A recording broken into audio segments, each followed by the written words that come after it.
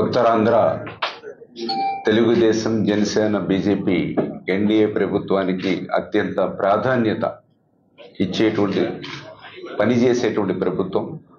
గౌరవ ముఖ్యమంత్రి నారా చంద్రబాబు నాయుడు గారు ఉత్తరాంధ్రకు సంబంధించినటువంటి ఇరిగేషన్ ప్రాజెక్టులు అంశాల వారీగా రివ్యూ చేసుకుని ఆ ప్రాజెక్టులు ప్రాధాన్యత ప్రకారంగా పూర్తి చేసుకుని ఉత్తరాంధ్ర ప్రజల రుణం తీర్చుకునేటువంటి విధంగా ఆ ఇరిగేషన్ ప్రాజెక్టుల మీద ప్రాధాన్యత ఇవ్వాలని మరి చంద్రబాబు నాయుడు గారు ఇచ్చినటువంటి ఆదేశాల ప్రకారం ఏదైతే విజయనగరం, శ్రీకాకుళం రెండు జిల్లాల్లోనూ కూడా పర్యటించి అక్కడ ఉన్నటువంటి అధికారులు, ఇరిగేషన్ డిపార్ట్మెంటు, అదేవిధంగా గౌరవ ప్రజాప్రతినిధులు అందరితోటి కూడా రివ్యూస్ తీసుకుని ఏదైతే ప్రతి ప్రాజెక్టు ఇండివిజువల్కి కూడా ఇన్స్పెక్షన్ అండ్ రివ్యూ చేసుకుని మరి ఒక నోట్ ప్రిపేర్ చేసి ముఖ్యమంత్రి గారి దృష్టిలో పెట్టి ఉత్తరాంధ్రకి ఒక ఉజ్వలమైనటువంటి భవిష్యత్తు ఉండేటువంటి విధంగా ఆ యొక్క సాగునీటి సంఘాన్ని అభివృద్ధి చేయాలనే సంకల్పంతో మరి ఈ యొక్క ప్రభుత్వం పనిచేస్తుందని చెప్పి తెలియజేసుకుంటూ,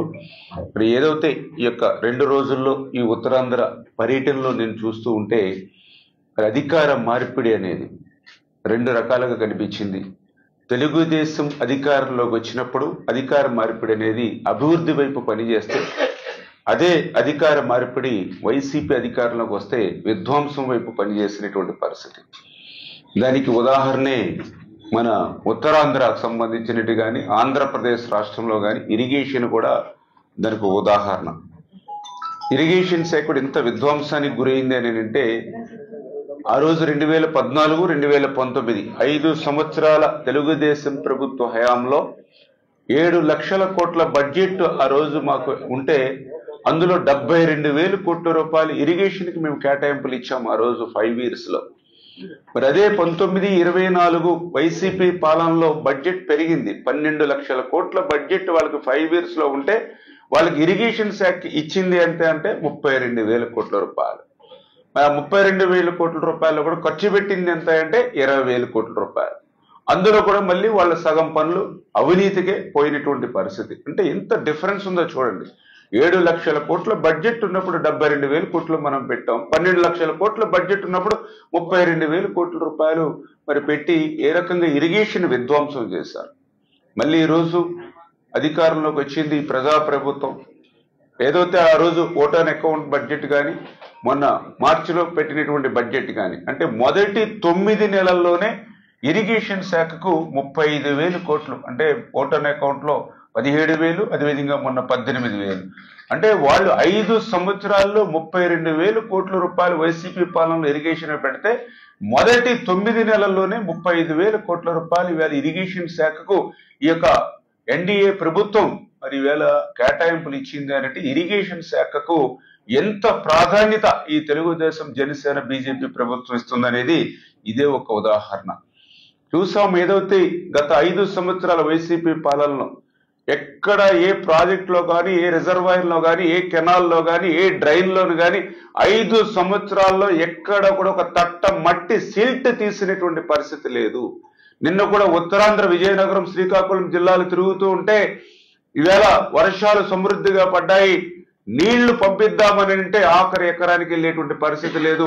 ఏ కాలువ చూసినా పూర్తిగా శాండ్ తోటి, మట్టితోటి పూడికి అయిపోయినటువంటి పరిస్థితి. కనీసం మెయింటెనెన్స్ గత 5 సంవత్సరాలు లేనటువంటి స్థితిలో మరి ఈవేళ చొక్క నీరు కిందకి వెళ్ళేటువంటి పరిస్థితి లేదని ఆవేదన వ్యక్తం చేసినటువంటి పరిస్థితి చూసాం. అదేవిధంగా ఏదైతే లాకులు ఉన్నాయి, డోర్స్ ఉన్నాయి, షట్టర్స్ ఉన్నాయి, రోప్స్ ఉన్నాయి, మరామతుల మాట నుంచి కనీసం గ్రీజ్ పెట్టి మెయింటెనెన్స్ చేయనటువంటి స్థితి కూడా మరి నిన్న ఉత్తరాంధ్రలో ప్రాజెక్టులోను, రిజర్వాయర్లోను 5 సంవత్సరాల విధ్వంస పాలన ఫలితం ఏంటనేది నిన్న కూడా మేము క్లియర్గా చూడడం జరిగింది. ఎంత దురదృష్టం అంటే ఇరిగేషన్ శాఖకు అత్యంత కీలకంగా ఉండేటువంటి లస్కర్లు, క్రింది స్థాయిలో పనిచేసేటువంటి లస్కర్లు కూడా జీతాలు ఎగ్గొట్టి మరి సంవత్సరం బకాయిలు పెడితే ఆ లస్కర్ల జీతాలు కూడా మళ్ళీ ఈ ప్రభుత్వం మళ్ళీ వాళ్ళకి చెల్లించినటువంటి పరిస్థితి మీరందరూ చూశారు. ఏదైతే ఈవేళ లిఫ్ట్ ఇరిగేషన్ నిన్న కూడా ఉత్తరాంధ్రలో చూసాం. చాలా నియోజకవర్గాల్లో లిఫ్ట్ ఇరిగేషన్ అనేది చాలా కీలకం పాత్ర పోషిస్తూ ఉంది. 5,000 ఎకరాలు, 10,000 ఎకరాలు, 15,000 ఎకరాలకి లిఫ్ట్ ఇరిగేషన్ కానీ, అదేవిధంగా ట్యాంక్స్ మైనర్ ఇరిగేషన్ కానీ చాలా కీలకం. మరి దురదృష్టం ఈవేళ ఆంధ్రప్రదేశ్ రాష్ట్రంలో 1040 లిఫ్ట్ స్కీమ్స్ ఉంటే అందులో 450 లిఫ్ట్ స్కీమ్స్ 5 సంవత్సరాల పాలనలో ఫలితంగా మూతపడినటువంటి పరిస్థితి. నిజంగా దగ్గర దగ్గర 4,50,000 ఎకరాలకు మరి ఈవేళ సాగునీరు అందనటువంటి పరిస్థితి, ఈ లిఫ్ట్ స్కీమ్స్ మూతపడినటువంటి స్థితి. అంటే ఒక విధ్వంసమైనటువంటి పాలన, అధికార మార్పిడి ద్వారా వస్తే ఎంత విధ్వంసం జరుగుతుందో ఈవేళ మా ఇరిగేషన్ శాఖలో ప్రత్యక్షంగా మేము ఏ ప్రాంతానికి వెళ్ళినా కూడా కళ్ళకు కట్టినట్లు కనిపిస్తున్నటువంటి పరిస్థితి. అందుకు మరొక ఉదాహరణ పోలవరం ప్రాజెక్టు. ఆ రోజు 14-19లో 5 సంవత్సరాల్లో 72% ఆ రోజు చంద్రబాబు నాయుడు గారు పోలవరాన్ని పూర్తి చేస్తే మరి ఈ యొక్క విధ్వంస పాలనలో పోలవరం కూడా దానికి మినహాయింపు కాదు. 18 నెలలు కష్టపడి నిర్మాణం చేసినటువంటి డయాఫ్రమ్ వాల్ మరి ఈవేళ వైసీపీ పాలనలో ధ్వంసం చేసినటువంటి పరిస్థితి. 440 కోట్ల రూపాయలతో ఆ రోజు నిర్మాణం చేస్తే మరి ఆ ధ్వంసమైన డయాఫ్రమ్ వాల్ని మళ్ళీ నూతనంగా కొత్త డయాఫ్రమ్ వాల్ ఈవేళ మళ్ళీ 990 కోట్ల రూపాయలతోటి మళ్ళీ కొత్తగా మనం నిర్మాణం చేసుకోవాల్సిన పరిస్థితి వచ్చింది అని అంటే మరి ఈవేళ జగన్మోహన్ రెడ్డి విధ్వంసానికి నిర్వచనాలు. ఏదైతే ఆయన అధికారంలోకి వచ్చిన తర్వాత పోలవరం మీద కూడా కక్ష సాధిస్తూ 17 నెలల పాటు కనీసం అక్కడ ఏజెన్సీ లేకుండా, ఉన్నతమైన అధికారులు లేకుండా 17 నెలలు గాలి కొదిలేయడంతో, పర్యవేక్షణ లేకపోవడంతో వరద వస్తే ఆ వరద నీటిని ఎటు మళ్లించాలో కూడా చూసేటువంటి పరిస్థితి లేనటువంటి స్థితిలోనే 2020 ఆగస్టుకు వచ్చిన వరదలకి ఆ డయాఫ్రమ్ వాల్ దెబ్బతింది అని చెప్పి ఐఐటి హైదరాబాద్ నిపుణులు చెప్పేటువంటి పరిస్థితి. ఏదైతే అదే పోలవరం మన ఆంధ్రప్రదేశ్ రాష్ట్రానికి ఒక వరం, ఆంధ్రప్రదేశ్ రాష్ట్రానికి ఒక జీవనాడి. అటువంటి పోలవరం ప్రాజెక్టు ఎత్తు విషయంలో కూడా, ఎందుకంటే మీ అందరికీ తెలుసు 2019 ఎన్నికలకు ముందు పోలవరం ప్రాజెక్టులో ఎక్కడా కూడా ఫేజ్ 1 అని కానీ ఫేజ్ 2 అని కానీ లేదు. అదేవిధంగా 41.15 మీటర్స్ అని కానీ 45.72 మీటర్స్ కానీ ఎక్కడ కూడా 2019 ఎన్నికలకు ముందు ఎక్కడ కూడా లేదు. ఒక్క జగన్మోహన్ రెడ్డి అధికారంలోకి వచ్చిన తర్వాతే ఫేజ్ 1 ఫేజ్ 2 అన్నాడు. జగన్మోహన్ రెడ్డి అధికారంలోకి వచ్చిన తర్వాతే 41.15 45.47 అని 2 ఫేజుల కింద తీసి పోలవరాన్ని 2 ముక్కలు చేసినటువంటి పరిస్థితి ఆ రోజు జగన్మోహన్ రెడ్డి పాలనది. మరి జగన్మోహన్ రెడ్డి చేసినటువంటి తప్పుల్ని అన్నింటినీ కూడా మళ్ళీ సరిదిద్దుకుంటూ మళ్ళీ ఈరోజు పోలవరాన్ని ఆ డయాఫ్రమ్ వాల్ని రేపు 2025 డిసెంబర్ కల్లా పూర్తి చేసేటువంటి విధంగా ఆ పోలవరం ఎర్త్కమ్ రాక్ఫిల్ డామ్ ఏదైతే 2027 డిసెంబర్కి పోలవరం ప్రాజెక్టు పూర్తి చేసేటువంటి విధంగా గత ప్రభుత్వం చేసినటువంటి తప్పులను సరిదిద్దుకుంటూ మళ్ళీ ఈరోజు చంద్రబాబు నాయుడు గారు పనిచేస్తున్నటువంటి పరిస్థితి. ఈవేళ పోలవరం అంటే ప్రాజెక్టే కాదు, నిర్వాసితులు కూడా ముఖ్యం. మరి అటువంటి నిర్వాసితులకి మరి 5 సంవత్సరాల జగన్మోహన్ రెడ్డి పాలనలో ఏం ఒరవ పెట్టాడు. మొన్ననే మేము పోలవరం ప్రాజెక్టుకి వెళ్తే అక్కడ నిర్వాసితులు చెప్తున్నారు స్వయంగా, ఆ రోజు 2017లో చంద్రబాబు నాయుడు గారు ముఖ్యమంత్రిగా ఉండగా 800 కోట్ల రూపాయలు నిర్వాసితులకు అందాయి. మళ్ళీ ఈ రోజు 2025 జనవరిలో మళ్ళీ 900 కోట్ల రూపాయలు నిర్వాసితులకు అందాయి.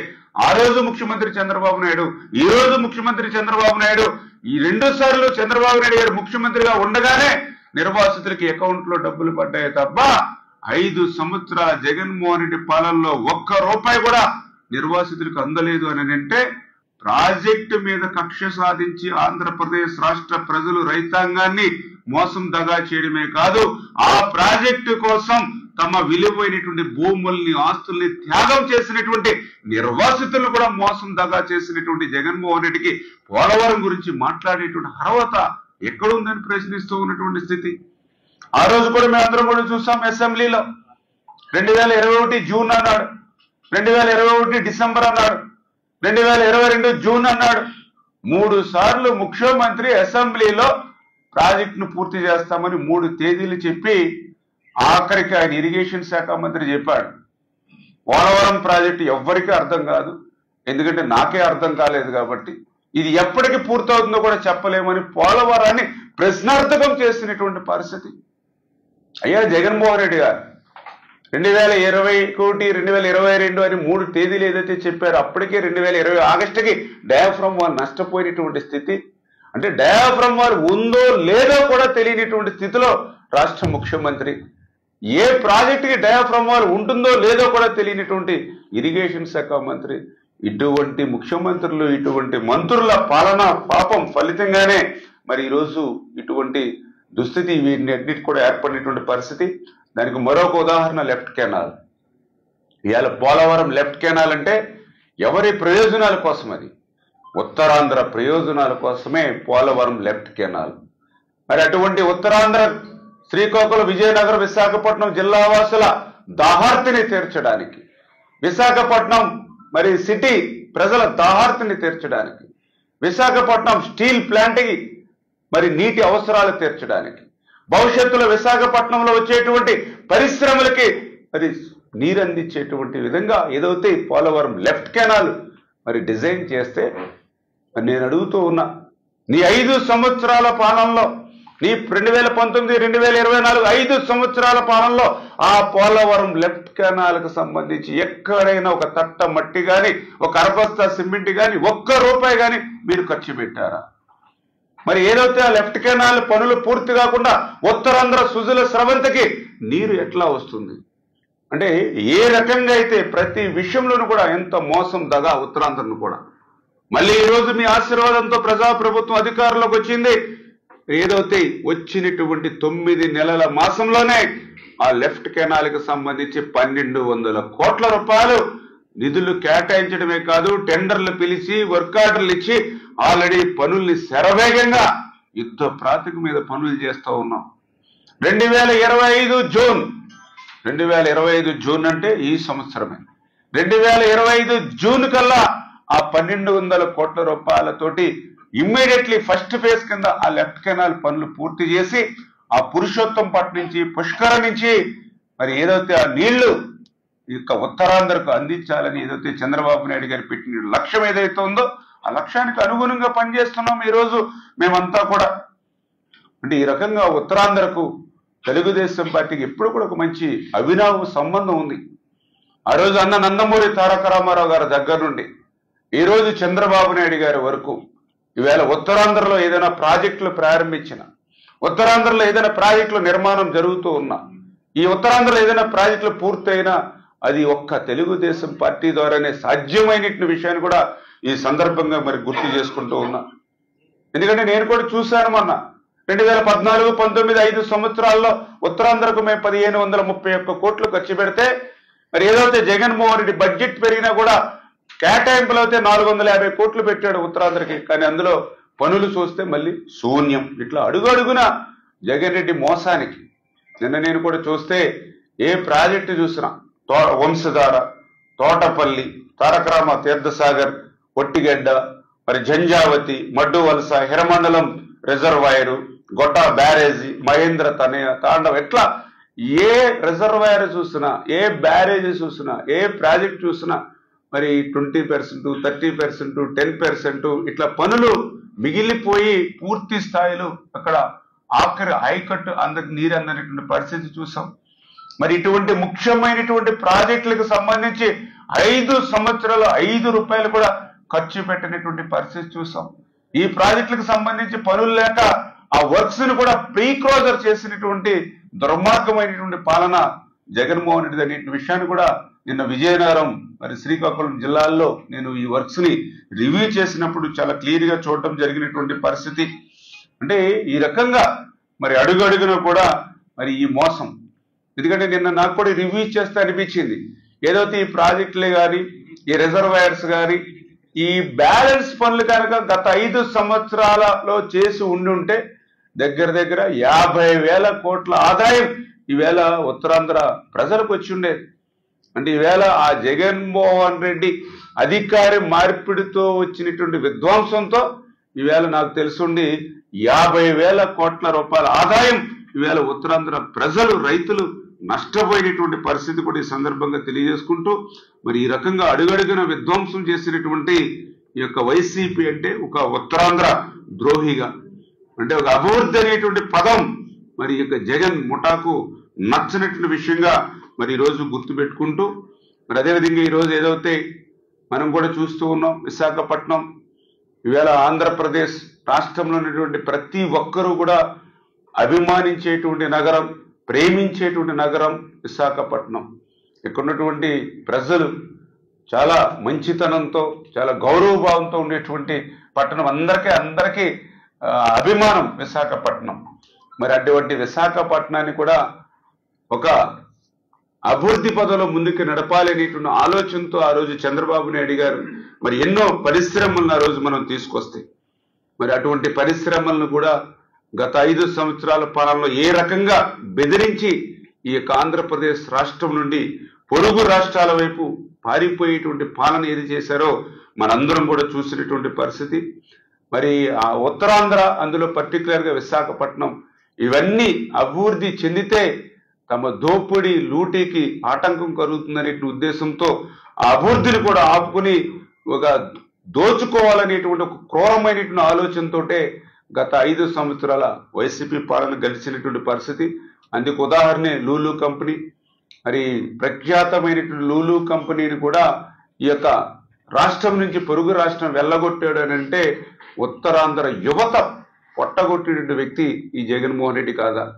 మళ్ళీ ఈరోజు మరి చంద్రబాబు నాయుడు గారు, లోకేష్ గారి యొక్క కృషితో మళ్ళీ ఆ లూలు కంపెనీని కూడా మళ్ళీ ఈ ప్రభుత్వం ఈరోజు వెనక్కి తీసుకొచ్చి మళ్ళీ పెద్ద ఎత్తున యువతకి ఉపాధి అవకాశాలు కల్పించేటువంటి విధంగా ఈ ప్రభుత్వం పనిచేయడం కానీ, అదేవిధంగా ఏదైతే విశాఖ ఋషికొండ మరి ఐటీ సెజ్ ఏదైతే ఉందో, మరి ఐటీ సెజ్ నుంచి 14 కంపెనీలు 5 సంవత్సరాల పాలనలో పారిపోయినటువంటి పరిస్థితి. అందులో మీ అందరికీ తెలుసు, ఏదైతే ఫ్రాంక్లిన్ టెంపుల్టన్ కానీ, HCL కానీ, IBM కానీ, పెంటెక్స్ కానీ, HSBC కానీ, ఇట్లా వైసీపీ దాష్టికాలు భరించలేక మరి ఈ యొక్క రాష్ట్రం వదిలి తరలిపోయినటువంటి పరిస్థితిని కూడా ఈ సందర్భంగా గుర్తు చేస్తూ, మరి ఏంటి చేసినటువంటి ఘనకార్యం వల్ల వైజాగ్ అని అంటే ఋషికొండని బోడుగుండి చేసి 500 కోట్ల రూపాయల ప్రజాధనాన్ని తన విలాసవంతమైనటువంటి భవనం, ఒక పక్కన నేషనల్ గ్రీన్ ట్రిబ్యునల్ మరి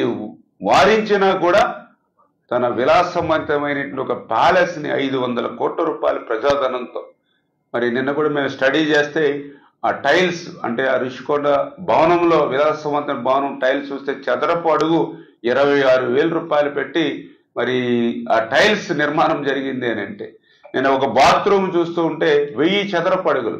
అంటే పేదవాడికేమో సెంటు భూమి ఇచ్చావు, పేదవాడికి 300 అడుగు కూడా ఇల్లు ఇవ్వలేదు. కానీ నీ నిర్మాణం చేసుకునేటువంటి విలాసవంతమైన భవనంలో మాత్రం 1000 చదరపు అడుగులతోటి, అంటే 3 పేదవాళ్ళ ఇల్లు కలిపితే మరి 1000 చదరపు అడుగులతో ఒక బాత్రూమ్ నిర్మాణం చేసుకునేటువంటి స్థాయిలో అంత విలాసవంతమైనటువంటి భవనాన్ని ఈరోజు జగన్మోహన్ రెడ్డి నిర్మాణం చేసుకునేటువంటి పరిస్థితి చూస్తూ ఉంటే, అంటే ఏ రకంగా వీళ్ళ దోపిడీ, వీళ్ళు లూటీ జరుగుతుంది అనేటువంటి విధంగా మనందరికి కూడా అర్థమైనటువంటి పరిస్థితి. నిజంగా ఏదైతే ఋషికొండకి మరి జగన్మోహన్ రెడ్డి వెచ్చించినటువంటి ఆ సొమ్ముని పేదవాళ్ళకు వినియోగిస్తే దగ్గర 25,000 మందికి మరి ఇల్లు నిర్మాణం చేసి ఇచ్చేటువంటి పరిస్థితి ఉంటుంది. అంటే 25,000 మంది పేదల ఇల్లు నిర్మాణానికి సరిపడేంత సొమ్ము ఈవేళ ఒక్క ఋషికొండకి నువ్వు ఖర్చు పెట్టి ఈవేళ ప్రజాధనాన్ని దుర్వినియోగం చేసావంటే ఇటువంటి వ్యక్తులు రాజకీయాల్లో ఉండడానికి అర్హత ఉందా అనే విషయాన్ని ప్రజలు కూడా ప్రశ్నించవలసిన అవసరం ఉంది. ఇది ఒక్క విషయంలోనే కాదు, ఆ రోజు రంగుల మీద 3,000 కోట్ల రూపాయలు ఆ రోజు జగన్మోహన్ రెడ్డి ఖర్చు పెట్టినటువంటి పరిస్థితి. జగన్మోహన్ రెడ్డి బొమ్మలు వేసుకోవడానికి సర్వే రాళ్ల మీద 700 కోట్ల రూపాయలు ఖర్చు పెట్టినటువంటి పరిస్థితి. ఏదైతే నీ యొక్క అవినీతి పత్రికకి సాక్షికి 500 కోట్ల రూపాయలు ప్రకటన రూపంలో దోచిపెట్టినటువంటి పరిస్థితి. పట్టాదారు పాస్ పుస్తకాల మీద నీ తాత ఆస్తి కాదు, నీ ముత్తాత ఆస్తి కాదు, మా కష్టార్జితం, మా తాత ముత్తాతలు ఇచ్చిన ఆస్తి మీద కూడా, మా పట్టాదారు పుస్తకాల మీద కూడా, మరి మా డాక్యుమెంట్స్ మీద కూడా నీ బొమ్మలు వేసుకుని దానికి కూడా 100 కోట్ల రూపాయలు మరి వీళ్ళ దుర్వినియోగం చేసినటువంటి పరిస్థితి, దుస్థితి. అంటే ఈ రకంగా ప్రజాధనాన్ని విచ్చలవిడిగా దోపిడీ లూటీ చేస్తూ, అందులో కూడా పర్టికులర్గా ఈవేళ విశాఖపట్నం అదేవిధంగా ఉత్తరాంధ్రకు తీరనటువంటి ద్రోహం దగా చేసినటువంటి ఈ యొక్క ఉత్తరాంధ్ర దోహి జగన్మోహన్ రెడ్డి అనే విషయాన్ని సందర్భంగా తెలియజేసుకుంటూ, ఎందుకంటే నిన్న మొన్న మళ్ళీ ఆ వెళ్ళిపోయిన పరిశ్రమలు, ఎందుకంటే మనం లూలుని మళ్ళీ వెనక్కి తీసుకురావడం కానీ, మొన్న కూడా మీరు చూసారు ఏదైతే ప్రఖ్యాత టీసీఎస్ అంటే ఒక ప్రెస్టీజియస్, మీ అందరికీ తెలుసు, ఒక సాఫ్ట్వేర్ ఎన్నో లక్షలాది మందికి ఉద్యోగ కల్పన చేసేటువంటి ప్రఖ్యాత టీసీఎస్ ని మళ్ళీ ఈరోజు విశాఖపట్నాన్ని తీసుకురావాలని చంద్రబాబు నాయుడు గారు, లోకేష్ బాబు గారు కృషి చేసి ఆ టీసీఎస్ డేటా సెంటర్ ని మళ్ళీ ఇవాళ విశాఖపట్నాన్ని తీసుకొచ్చి మొదటి విడతగానే 12,000 ఉద్యోగాలు ఈవేళ సాఫ్ట్వేర్ ఉద్యోగాలు కల్పించేటువంటి పరిస్థితిలో ఈవేళ ఆ టీసీఎస్ ని తీసుకొస్తూ ఉంటే, మరి వాటికి కేటాయించినటువంటి భూముల మీద కూడా ఈరోజు కుట్రపూరితంగా నీ అవినీతి పత్రికలో అవినీతి పదాలతో అచ్చులేయించి మళ్ళీ ప్రజల్ని తప్పుదారి పట్టించాలనే విషయంలో కానీ ఖచ్చితంగా ఒకటే చెప్తూ ఉన్నాం. భవిష్యత్తులో ఈ యొక్క విశాఖపట్నం ఉత్తరాంధ్రాన్ని ఒక ఐటీ హబ్గా తయారీ, టెక్స్టైల్స్, ఫార్మా ఇట్లా అన్ని రంగాలను కూడా అభివృద్ధి చేసి మళ్ళీ యువతకు ఉద్యోగ ఉపాధి అవకాశాలు కల్పిస్తామని చెప్పి కూడా మీ ద్వారా కూడా తెలియజేసుకుంటూ, మరి అదేవిధంగా ఏదైతే నిన్ననే మనం చూసాం, మరి కాశ్మీర్లో మరి ఉగ్రవాదుల దాడిలో 28 మంది పాల్గాలను చనిపోయినటువంటి స్థితిలో, అందులో మన విశాఖపట్నానికి సంబంధించి కూడా మరి రిటైర్డ్ బ్యాంకు ఉద్యోగి చంద్రమౌళి గారు కూడా మృతి చెందడం చాలా దురదృష్టకరం. మరి ఆయనకి కూడా మా తరపున కూడా మరి సంతాపాన్ని తెలియజేస్తూ, వారి కుటుంబ సభ్యులకి మరి ధైర్యాన్ని అందిస్తూ, ప్రభుత్వ పరంగా కూడా ఆ కుటుంబానికి ఆదుకోవడానికి మేము కూడా సిద్ధంగా ఉండి ఆ కుటుంబ సభ్యులను కూడా ధైర్యంగా ఉండమని చెప్పేసి కూడా మీ ద్వారా ఒకటి సందర్భంగా కోరుతూ ఉన్నాం.